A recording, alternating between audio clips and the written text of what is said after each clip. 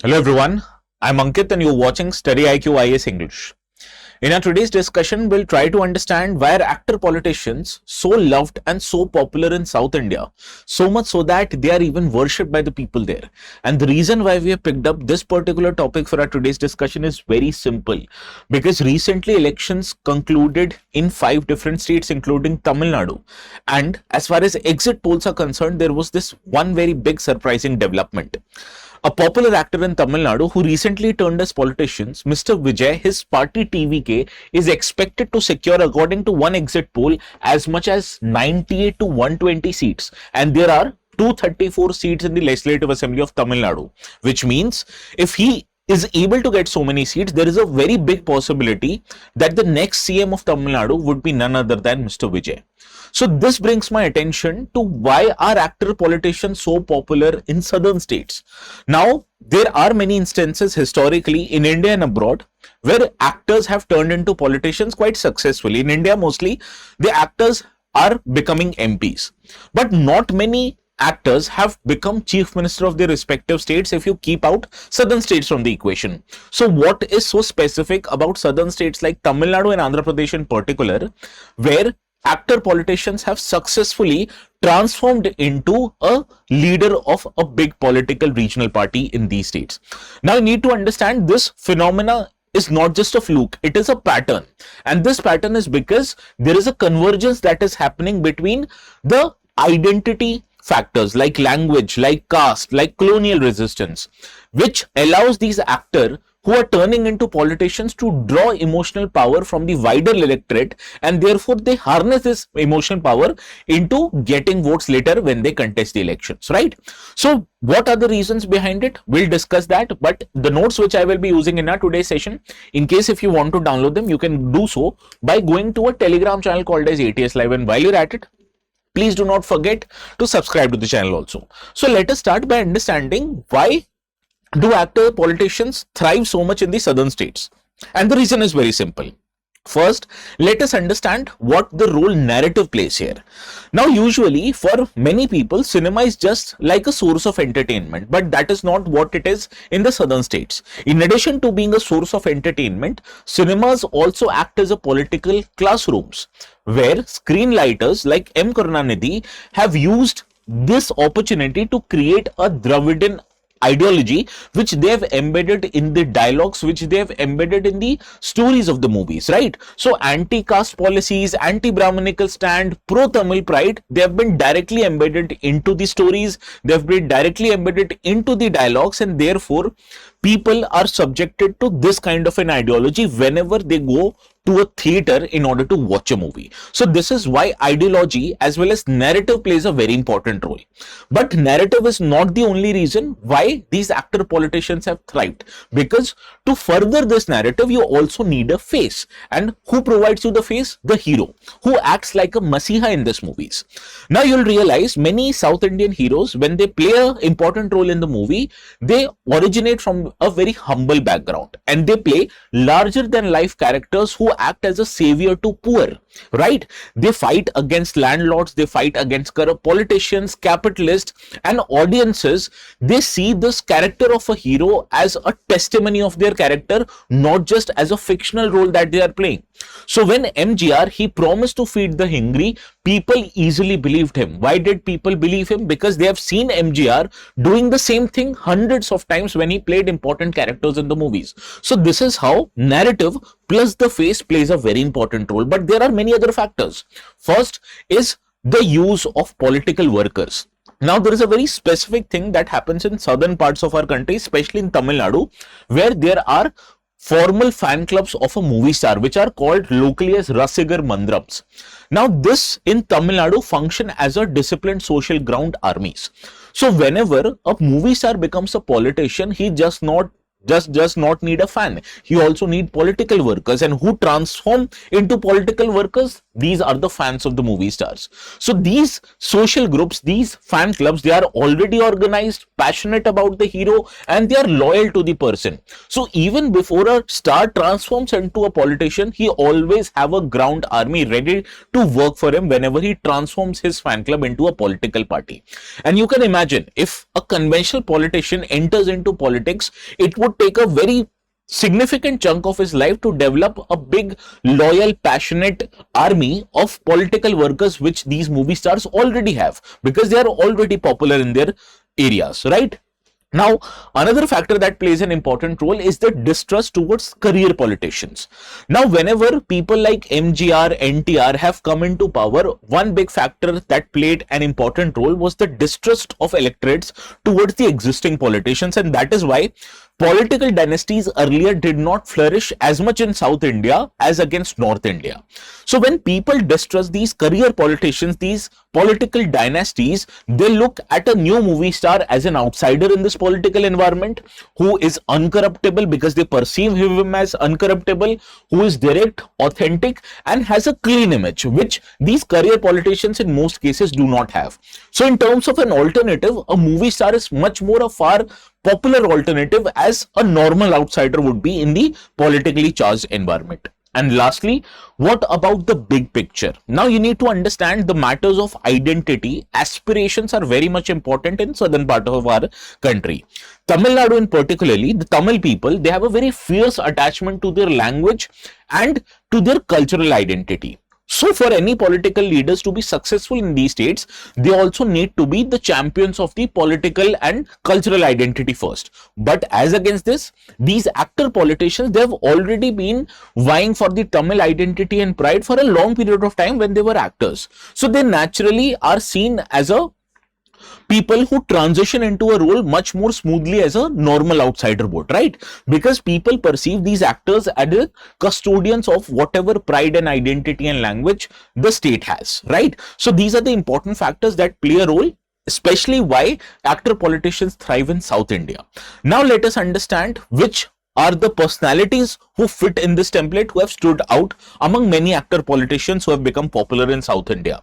The first person who comes to my mind is Mr. M.G. Ramachandran, also known as Makkal Thaligan in Tamil Nadu. Now, he was born in Sri Lanka in a poor Tamil family, right? And his accent to the very apex of the South Indian cinema was seen as the original South Indian deep. Now he started to work as a child actor. He was a dancer before he became the biggest movie Tamil star in the decades of 1950s and 60s. And he consistently played a similar kind of a role, which was very much akin to what Robin Hood played. He played a role of an incorruptible person, a devoted person who acted as a savior to the poor while at the same time being very humble. Right? So this is the kind of an image he created by playing a similar kind of a role n number of times. So when he became CM in 1977, his transition from a large cinema screen to real life politics was very much seamless. People identified whatever hero was there on the screen, and they identified the same leader in reality, and that is why he became very powerful. And so he was so powerful that he governed until his death in 1987. One of the most notable schemes that he brought was midday meal schemes, where he fed millions of school children, which became a single most powerful act of fusion of the fiction of movies and the political reality. So in the movies, he also played a role where he fed many poor people free of cost. And when in reality he introduced midday meal scheme, this was a fusion of fiction and reality, which played a very important role in his popularity. Now, why did MGR continue to win elections? Because for his voters, MGR was not just a political leader. He was a savior. He was a protector of them. So when MGR won the elections, people actually felt more safe. And this is how you create a successful transition from an acting towards politics. Now, the second most important character that comes to my mind was former Chief Minister of Tamil Nadu, Mr. M. Karunanidhi. You need to understand, if MGR was the face of social justice, the ideological backing of the social justice was provided by Mr. M. Karunanidhi, because for a long period of time, M. Karunanidhi and MGR were allies. After 1972, they became political rivals, where MGR formed his own political party, that was AIDMK, right? So what Mr. Karunanidhi did, he provided intellectual shield through imbibing Dravidian counter narrative against what was at that time dominant, that was Hindi and Sanskrit speaking North Indian politics. And this template, which was created by M. Karunanidhi, it continues to even form the political DNA of Tamil Nadu in 2026. Now, for that matter, M. Karunanidhi was not a hero. He was a screenwriter and a playwright. So he used his pen as the sharpest tool to act as a savior of Dravidian identity. So his screenplay, which he wrote for Parashakti in 1952, it was a scorching attack on caste systems. It was a scorching attack on Brahmanical orthodoxy, and it became a political manifesto that have continued to charge many people ideology going in coming decades, right? Now, what happened actually was that his power came from words. He was a poet, he was a savior of Tamil language, and he was also a constitutional fighter who most importantly introduced and expanded reservations for backward classes as well as scheduled caste, right? And he also made Tamil the language of state administration in Tamil Nadu, and he turned DMK into one of the most powerful regional parties in India, which is even till today ruling over Tamil Nadu, because his own son, Mr. M.K. Stalin, is the present CM. So these are the two more peoples, two of the most popular peoples who controlled as much as for 35 years of Tamil Nadu politics in the last 50 years. Now let us come back to another figure in the neighboring state of Tamil Nadu, that is Andhra Pradesh. It was Mr. N.T. Rama Rao, popularly who was referred to as NTR. Now NTR usually used to play the roles of Hindu gods like Lord Ram, Lord Krishna, etc. And he played these roles thousands of times. So for many people in Andhra Pradesh, they genuinely thought, or they genuinely equated Mr. NTR as a god, right? So when he entered into politics in 1982 and formed his own political party, Telugu Desam Party, which is today in still power in Andhra Pradesh, he swept into power in as much as 9 months, which is the fastest political ascent in the entire history of Indian politics. Can you imagine doing that? Within 9 months, you form a party and come into power in the state? The answer is no. Now, what used to happen, that the NTR's political messaging was very clear. He voted for, and he actually fought for, Telugu pride and dignity, and he pitted the Telugu pride and dignity as against comparison to Delhi's domination over the Indian politics.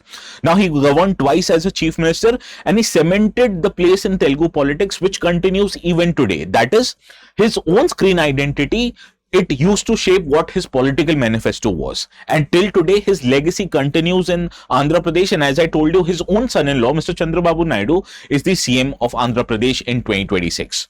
Now, let us try to evaluate what the new aspiring politicians in this regard, especially Mr. Thalapathy Vijay, fits into this bill. Now, the new generation of actor politicians, most popular of them being Pawan Kalyan of Andhra and Mr. Vijay of Tamil Nadu, they carry the same cultural capital that was present 50 years before. But now they are operating in a political environment that has become more fragmented, that is more scrutinized, because India is a media saturated democracy. Now you need to understand the template which worked for Mr. MGR and Karunanidhi in Tamil Nadu and which worked for NTR in Andhra Pradesh still works. But the amount of work that needs to be done, it is much more as comparison to what was 50 years ago. So let us evaluate what are the chances of TVK in this particular election. Now, Mr. Vijay's party, TVK, was formed 2 years back in 2024, and it actually works on the screen image that Mr. Vijay has created over past few decades when he has acted quite successfully in many commercially hits Tamil movies. Now, he played usually the role of a working class hero, which is a youth icon. He has played an emotionally charged action role, in which movies and their stories have very strong social messaging. Now, his political status is very clear. He's seen as a disruptor in the Tamil Nadu politics, because for a long period of time, Tamil Nadu politics has two poles, DMK and AIDMK. So in that way, TVK is entering into Tamil Nadu's politics as a challenger, as a disruptor to the narrative that has already been created 50 years back. So here, what are the strengths that Mr. Vijay's TVK party has? They have a massive youth following through urban and semi-urban fan base that Mr. Vijay has inculcated in the past few years. Similarly, he's also waiting for Tamil's cultural credibility. So in Tamil Nadu, cultural credibility is a must if you have to be a successful politician, which Mr. Vijay already has imbibed in his policies and politics. But that doesn't mean he won't face any challenges. There are several challenges that he will face. First challenge is to convert his star fandom into votes, which many of these existing voters might be voting for the existing parties like AIDMK as well as DMK. Similarly, he also has to prove his ideological depth beyond his personality. So what MGR created, that he had a personality, and he successfully converted that personality into policies like midday meal. So here Mr. Vijay can learn from policies of MGR and M. Karunanidhi. Here his films must carry social messaging so that people are continuously bombarded with the kind of image that they have been formed of Mr. Vijay, but at the same time he must forge a strong welfare linked identity in a much similar manner to what Mr. MGR did few years back, right? So this is what is about why actor politicians are so much popular, especially in the states of Tamil Nadu, Andhra Pradesh as well as Telangana. It is because of the image that they have created on screen, which is not just a pure and simple image, but an image backed by ideological background, that is of Dravidian movement, which pits politics of the South versus politics of the North. But they have successfully been a very good politicians in decades because they have been able to convert this political fiction or a movie fiction into a successful political reality. Now, before we solve a very important question that came in UPSC exam, in very similar lines to what we have discussed today, there is an important announcement. Right now, we have started taking admissions for a new May batch that will start from 7th of May. To take admissions in these batches, which are available separately for students looking to prepare in 2027 or in 2028, please go to our website that is called as StudyIQ.com, and before taking the admission, if you use this code ATS Live, you are going to get maximum discounts, right? So all of these discounts are available, but only if you apply the code ATS Live. And once again, these resolution batches provide you not just with live classes and recorded lectures, but also with test series, mentorship support, and if you clear prelims, you are going to get your entire course fees refunded back to you. So these are the benefits that you get by taking admissions into StudyIQ courses. Now, before we end up, this is the question that I want you to solve. A very similar question appeared in 2014, so I've changed that question.